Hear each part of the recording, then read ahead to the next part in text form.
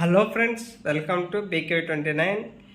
చాలామంది current bill pay చేసిన తర్వాత ఫోన్పే, గూగుల్ పే అనేది గేట్వేగా ఉంది కదా, అప్పుడు పే చేసినప్పుడు ఏంటంటే పే చేస్తాం అనుకొని చాలామంది పేమెంట్ అయిపోయింది అనుకుంటారు. నిజానికి ఆ పే చేసిన తర్వాత మనకి ఎలక్ట్రికల్ బిల్ అనేది జనరేట్ అవ్వాలన్నమాట. అప్పుడు మాత్రమే మనం పేమెంట్ అనేది కరెక్ట్గా చేసినట్టు అవుద్ది అనమాట. లేదో మన పేమెంట్ అనేది మధ్యలో ఉండిపోవచ్చు, లేదంటే మళ్ళీ అకౌంట్లోకి రీఫండ్ వచ్చేవచ్చు అనమాట.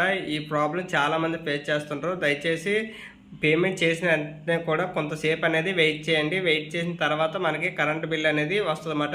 కొన్నిసార్లు పే చేసినప్పుడు ఎర్రర్ కూడా వస్తుంది అన్నమాట. ఎర్రర్ వచ్చినప్పుడు అట్లీస్ట్ 3 days టైం అనేది అప్డేట్ అవ్వడానికి టైం పడుతుంది అన్నమాట. ఆ 3 days వెయిట్ చేసి ఒకవేళ పేమెంట్ హిస్టరీలోకి వెళ్ళి పేమెంట్ హిస్టరీలోని పేమెంట్ యాడ్ అయిందా లేదని కూడా చెక్ చేసుకోవాలన్నమాట. యాడ్ అవ్వకపోతే మనకి సక్సెస్ అవ్వలేనట్టు అన్నమాట. కనీసం ఎలక్ట్రికల్ బిల్లు 3 days తర్వాత ఒకసారి చెక్ చేసుకోండి ఫ్రెండ్స్.